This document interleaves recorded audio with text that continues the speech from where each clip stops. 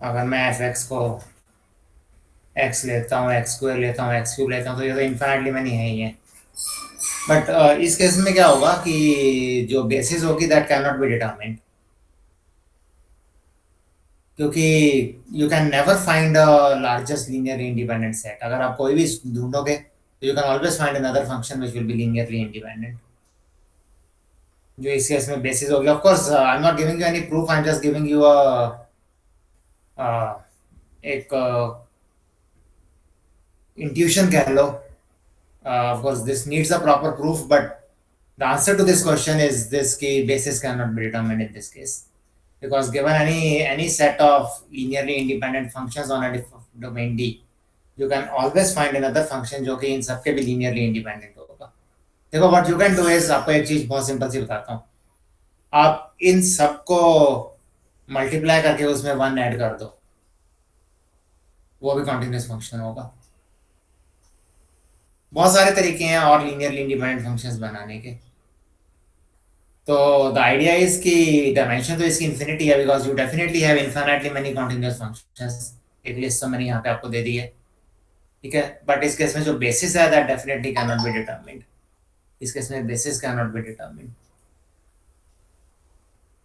चलो एनीवे, हम बहुत ज्यादा इस तरह के वेक्टर स्पेसेस पे तो काम करेंगे भी नहीं।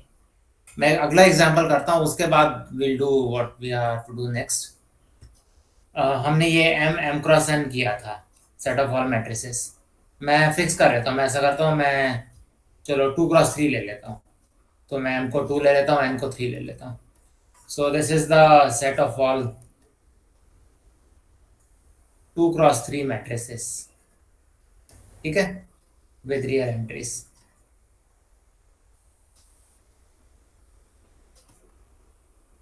तो M2 cross 3 over R is a vector space under operations जो भी हमें पता है, matrix addition and scalar multiplication. तो इसका कोई भी जनरल एलिमेंट कुछ इस तरह का होगा: A11, A12, A13, A21, A22 and A23। Now my question is कि ये जो आपका सेट है M2 क्रॉस 3 ओवर आर, ठीक है, अगेन द सेम क्वेश्चन, इसकी डायमेंशन क्या होगी इस वेक्टर स्पेस, एंड इसकी कोई एक बेसिस क्या होगी, if you can think over it. इसकी आप निकाल सकते हो, इसकी इनफाइनाइट नहीं होगी।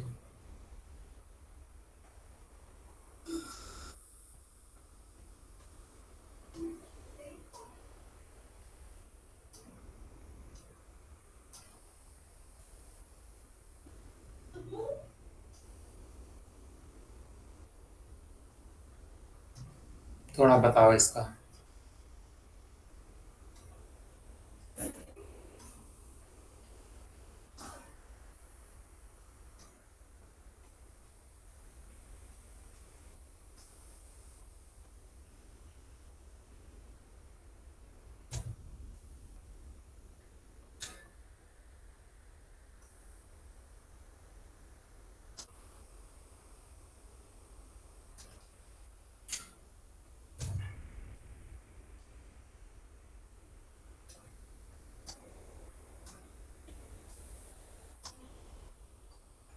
सर मैट्रिसेस जिसमें एक एंट्री 1 है बाकी सारी 0 है।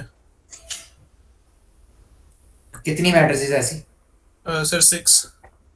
ओके, तो आप ये कह रहे हो कि मैं 1 0 0 0 0 इस तरह से, यस सर। ठीक है, देन 0 1 0 0 0 0, देन यू हैव 0 0 1 0 0 0। मैं 1 की पोजीशन चेंज करता जा रहा हूँ।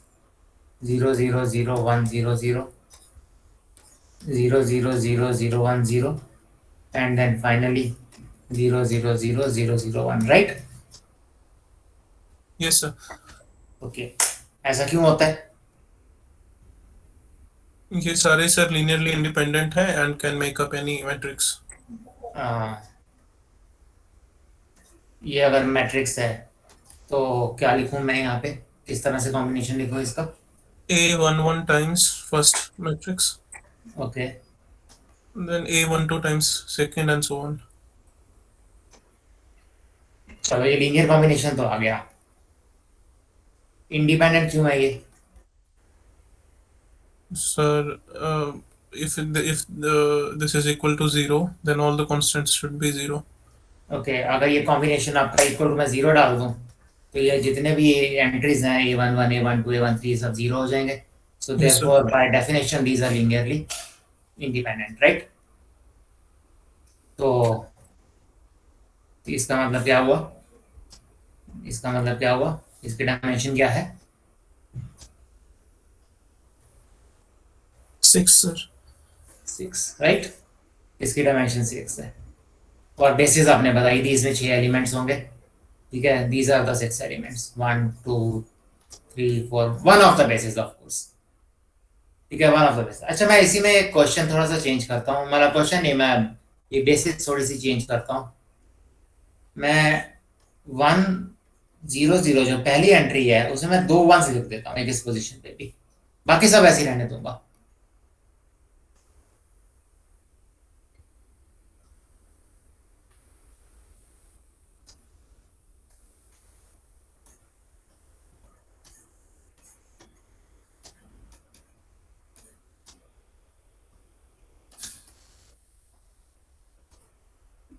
ठीक है, ये मैंने लिख दिया।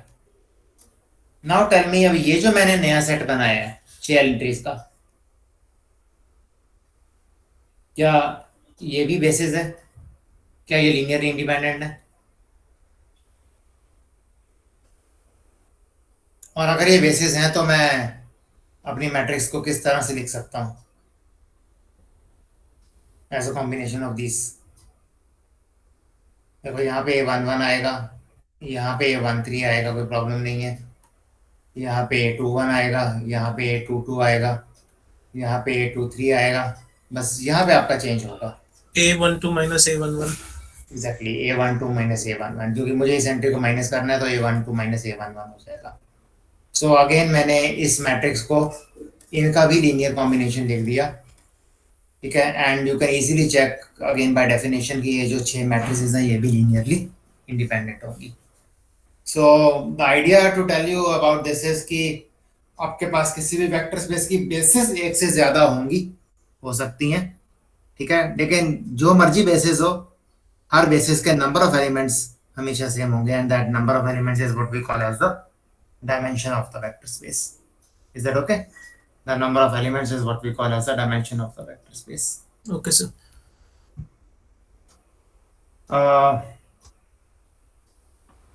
अगर मैं इसको जनरलाइज करता हूँ M M cross N over R, इसकी डायमेंशन क्या होगी? M into N. एग्जैक्टली इसकी डायमेंशन एम इंटू एन होगी, ठीक है? There are M into N entries, और इसकी बेसिस क्या होगी?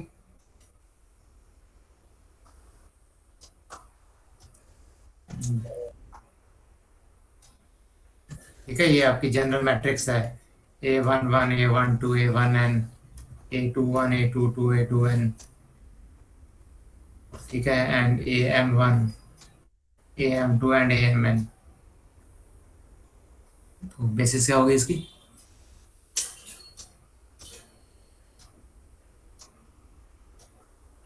एम एन एलिमेंट्स होंगे, ठीक है? ठीक है, एम इंटू एन एलिमेंट्स होंगे बेसिस में, जैसे उसमें 6 थे, इसमें एम इंटू एन होंगे। तो how to write the basis? Any one basis, specially हम जो आपने भी पिछले एग्जांपल में मुझे बताया था, ये वाली बेसिस, इसको स्टैंडर्ड बेसिस कहते हैं।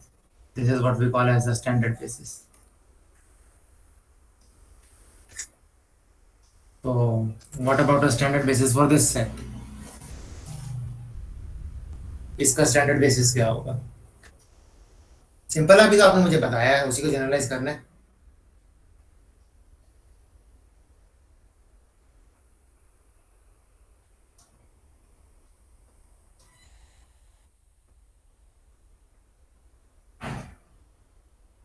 Sir, the basis is a set of matrices Mij, where Aij, the ijth element is 1 and rest are 0. Exactly, ठीक है, हम इसको ई आई जे बोल देते हैं। सो ई आई जे में क्या होगा कि आई जे एंट्री जो है वो 1 होगी और बाकी सारी एंट्री जो है वो 0 होंगी, ठीक है? Yes, sir. तो इसकी जो कलेक्शन है, ठीक है, वन लेस देन और equal to i less than और equal to m and one less than और equal to this will be m into n entries. ये सारी लीनियरली इंडिपेंडेंट भी होंगी and they'll form a basis। ठीक है, they'll form a basis। चलो good. अब मैं ना एक दो चीजें और डिफाइन करूंगा इससे पहले कि हम आगे जाएं। और एग्जांपल्स भी कर लेंगे। अभी हमने और कोई किया था वेक्टर स्पेस का एग्जांपल जिसकी बेसिस डायमेंशन हम निकाल सकते हैं? हमने कर ही लिए, दो तीन एग्जांपल्स तो कर ही लिए हैं, मतलब ज्यादा कर लिए हैं। Yes, sir. ठीक है, और कोई एग्जांपल किया हो जिसका? अच्छा चलो, एक एक एक और चीज पहले एक चीज पे डिफाइन करते हैं, ठीक है। वेक्टर स्पेस आपको पता क्या होती है? ठीक है, V over F. Suppose W is a subset of V, subset है, ठीक है। तो जो ऑपरेशंस वी के ऊपर हैं वो ऑपरेशंस डब्ल्यू के ऊपर भी होंगे। ठीक है, अगर मेरे पास कोई भी दो एलिमेंट्स हैं डब्ल्यू वन और डब्ल्यू टू डब्ल्यू में, तो उनका सम जो है वो भी हम डिफाइन कर सकते हैं एंड अल्फा इंटू डब्ल्यू भी डिफाइन कर सकते हैं। बट ये वी में होंगे, हमें ये गारंटी नहीं है कि ये डब्ल्यू में लाई करें। Yes, sir. ये वी में होंगे, वी आर नॉट श्योर कि ये डब्ल्यू में ही वापस लाई करें, क्योंकि डब्ल्यू तो एक सिंपल सबसेट है। हो सकता है कि W one W two W में हो लेकिन उनका सम डब्ल्यू में ना हो, ठीक है, वो वी में हो। ठीक है, अंडरस्टैंड मैं क्या कह रहा हूँ? ऐसे बहुत सारे एग्जांपल्स हैं हमारे पास। ठीक है?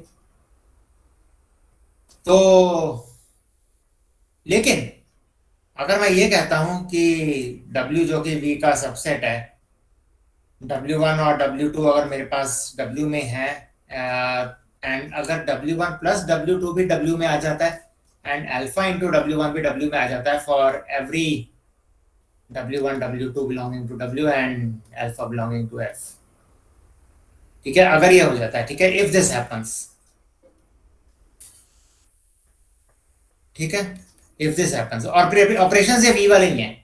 ठीक है, ये जो प्लस है और डॉट है, ये जो वी में ऑपरेशन था ये वही ऑपरेशन है। ठीक है, basically we say that we are inducing the operation of V in W. So if this happens then we say that W is a subspace of V. Generally तो subset है, लेकिन we say that W is a subspace of V if this happens. Understand? अब examples करते हैं। तो basically we say that if V over F is a vector space,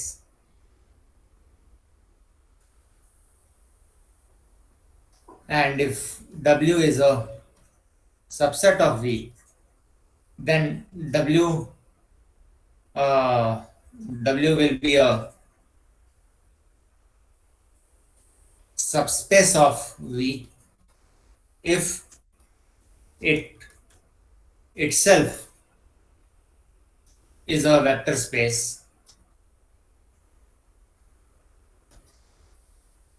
under the induced operations of V। ठीक है, and the conditions for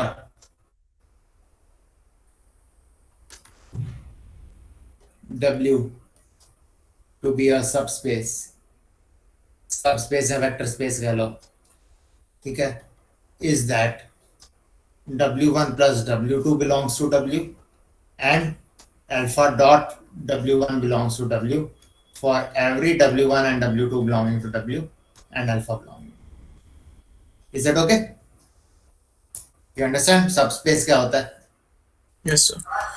ठीक है, it's a simple concept. Subset है, अगर वो सबसेट खुद एक वेक्टर स्पेस बनाता है अंडर द इंड्यूस्ड ऑपरेशंस, ठीक है, अंडर द इंड्यूस्ड ऑपरेशंस, तो we say that W is a subspace. और अगर आपका W सबस्पेस है तो हम नॉर्मली सबस्पेस को ना इस सिंबल से डिनोट करते हैं, लेस देन और इक्वल टू। ठीक है, सबसेट, ठीक है, ये आपका सबसेट है। अब वो तो जो स्टैंडर्ड नोटेशन होती है, this is how we sometimes denote a subspace to be. कुछ बुक्स में है, कुछ बुक्स में नहीं भी है ऐसा सिंबल, लेकिन कुछ बुक्स में आपको ये सिंबल मिलेगा सबस्पेस के लिए. Is that okay? ये लेस देन और इक्वल टू नहीं होगा इस कंटेक्स्ट में, तो सबस्पेस का सिंबल है. तो that's how we usually denote a subspace. एक एग्जांपल करते हैं इसका.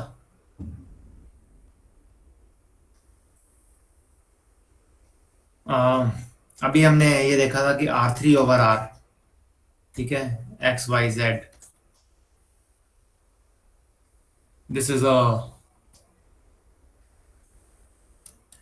वेक्टर स्पेस, ठीक है. V मेरा R3 है, F मेरा R है. Is it okay?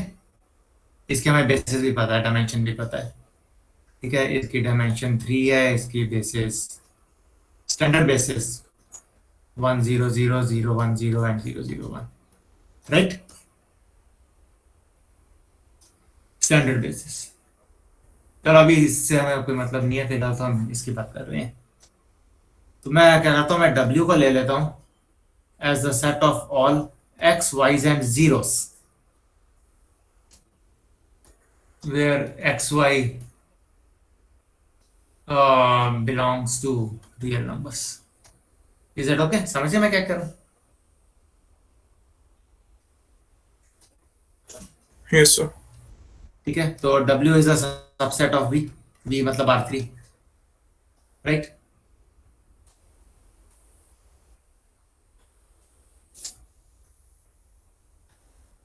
ठीक है, सबसेट है क्योंकि Yes, Z को sir. जीरो कर दिया. तो अब मुझे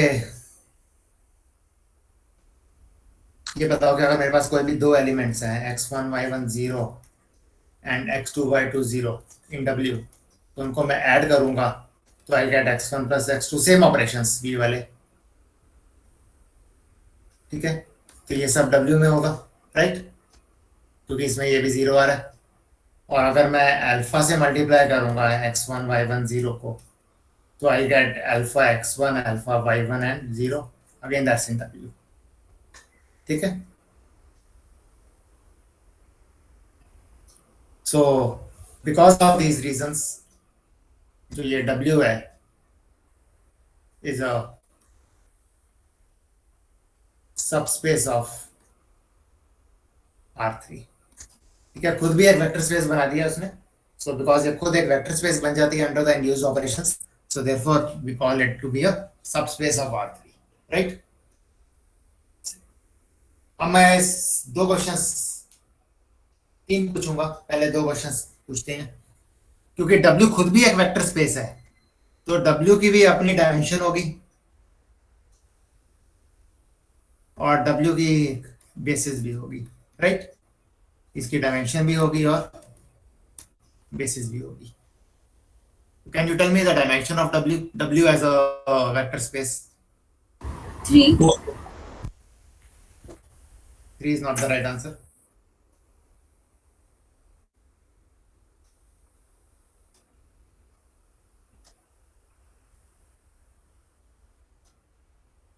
बताओ, किससे बताओ.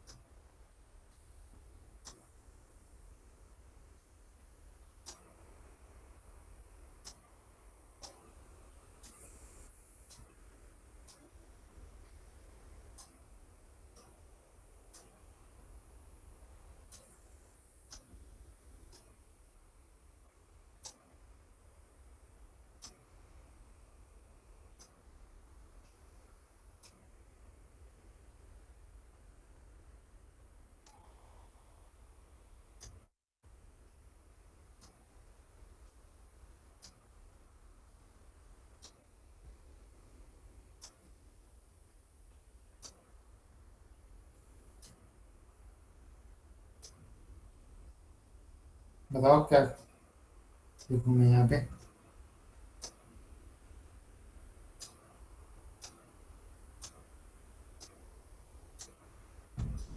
Two sir dimension और basis है 1 0 0 0 1 0.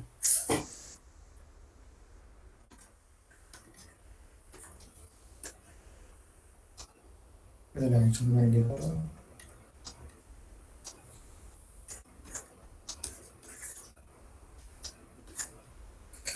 वाई जीरो है आपके पास, you can write this as x times 100 plus y times 010। देखो एक एक आपका फिक्स्ड है ना, तीसरी एंट्री तो जीरो है, that's not creating any demand, मतलब there is no need of writing a third entry, वो जीरो ही रहने वाली है। मैं 001 नहीं ना कर सकता, वन वन हो गया था, वो तो वैसे डब्ल्यू में नहीं है। तो ये जो दो एंट्रीज हैं ये डब्ल्यू में भी हैं, ठीक है, and every x by 0 can be written as this. So is that okay?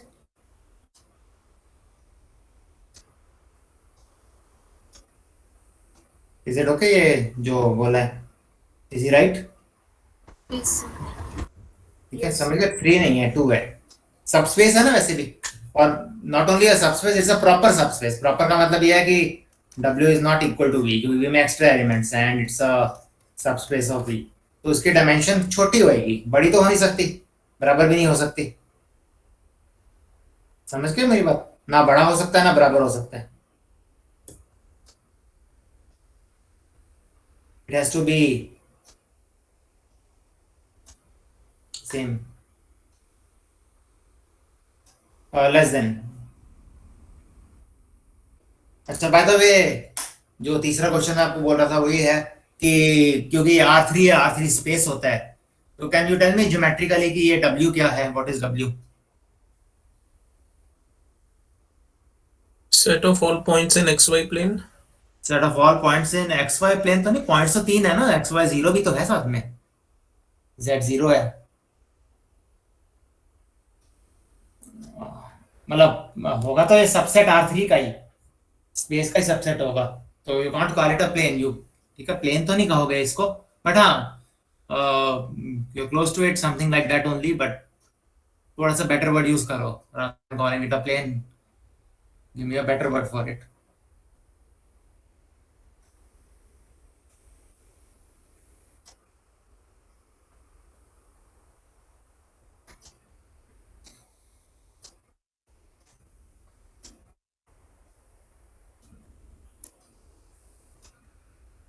क्या कहते हैं इसको, W को क्या कहेंगे? Give me a better word for it.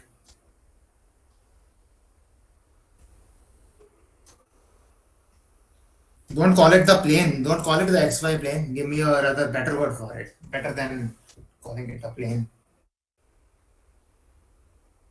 ये XY0 क्या है? What is XY0?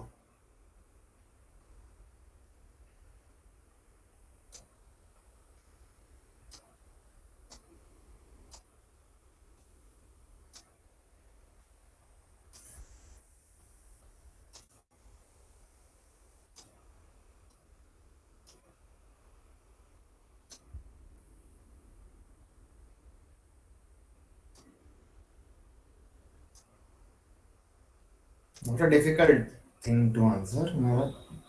बता दो मुझे।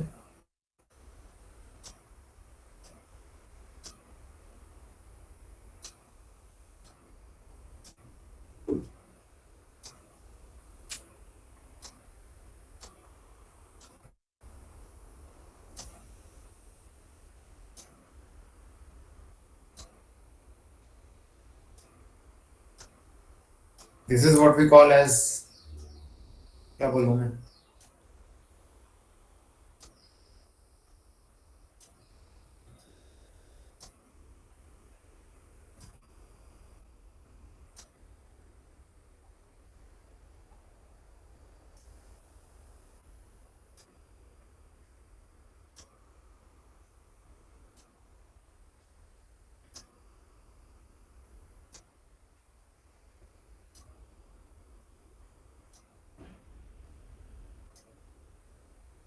बताओ, कुछ अच्छा सा नाम दे दो इसे।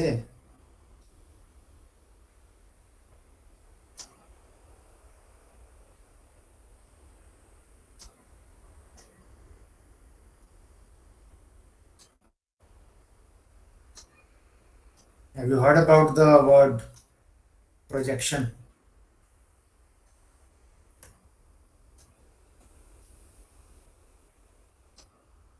Yes, sir. Yes, sir. तो व्हाट इज दिस? ठीक है, what is x y zero? ठीक है, x y zero is the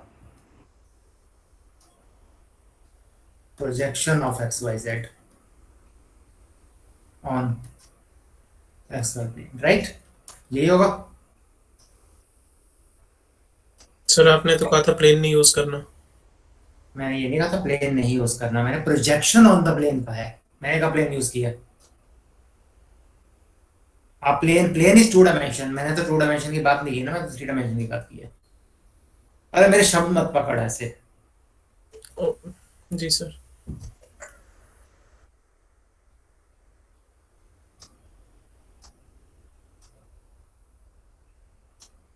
plane नहीं यूज करना इन द सेंस कि it is the answer is not a plane, the answer is not a plane, is the projection of the point on the plane. दोनों में फर्क है, understand? जी sir.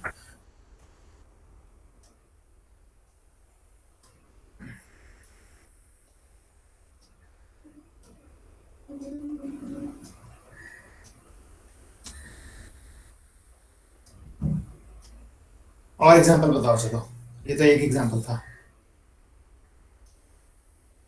और example सब स्पेसिस का,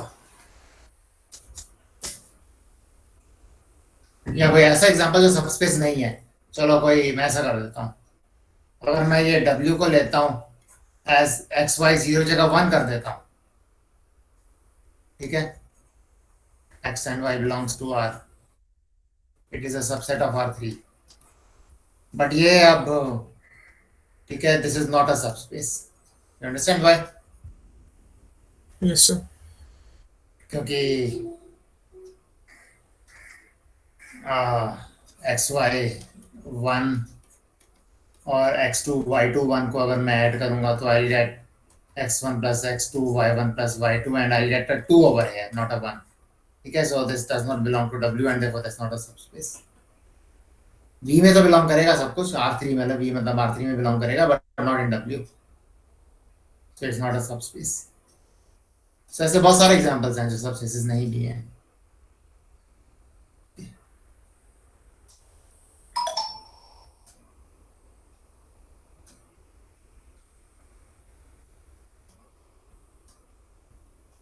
मुझे एक मिनट सिलेबस दिखाओगे?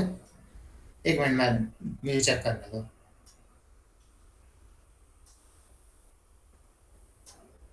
Give me 1 minute.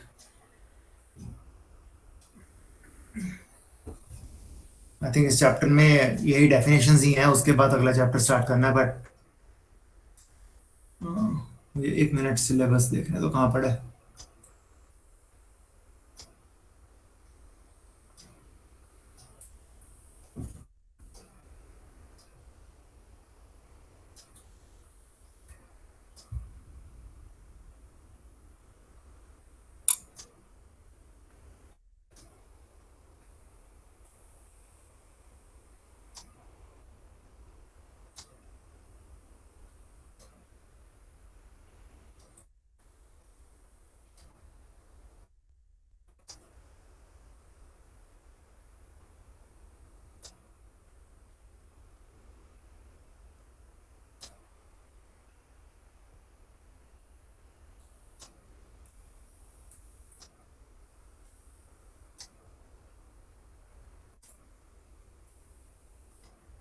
ये पढ़ा, दिख रहा है? Yes sir. ठीक है, तो हमने ये पहला तो कर लिया था, ठीक है, ये वाला भी हो गया था। इसमें से अब introduction, vector spaces, examples of vector spaces, subspaces, linear combinations, linear spans, linear dependence and independence, basis and dimensions, ठीक है, ये सारा हो गया। लीनियर इक्वेशंस और वेक्टर स्पेसेस मैं बता देता हूँ आपको, 2 मिनट का काम है ये तो, ठीक है, तो ये बता दूंगा आपको, और थोड़े से और एग्जांपल्स करूंगा नेक्स्ट क्लास में, मैं थोड़े से और एग्जांपल्स करूंगा सब स्पेसेस के भी और बेसिस और डायमेंशंस के भी, टू मेक थिंग्स और मोर क्लियर, ठीक है, so that in the Yes, sir. next class we can start with linear transformations then. तो linear transformations और mappings रह जाएंगी, ये matrices and linear transformations रह जाएंगी। तो I think will be able to finish these quickly, ये ज़्यादा लंबा नहीं है ये,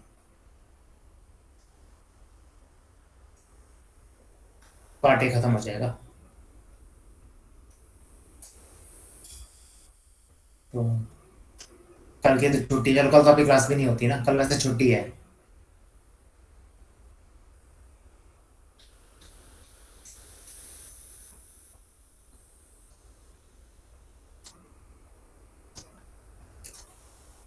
परसों हम लीनियर ट्रांसफॉर्मेशन स्टार्ट कर लेंगे, 2-3 एग्जांपल्स और करूंगा इसके, ठीक है, 10-15 मिनट इस पे लूंगा पहले, एक ये बता दूंगा आपको, ये सिंपल है, ठीक है, 2-3, ठीक है, this this is what I tell you, ठीक है, और 2-3 और एग्जांपल्स करके then will start with linear transformations, right.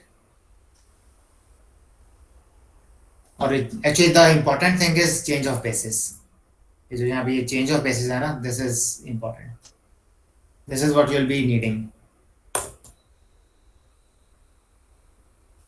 तो I explain you what this is. चलो आज के लिए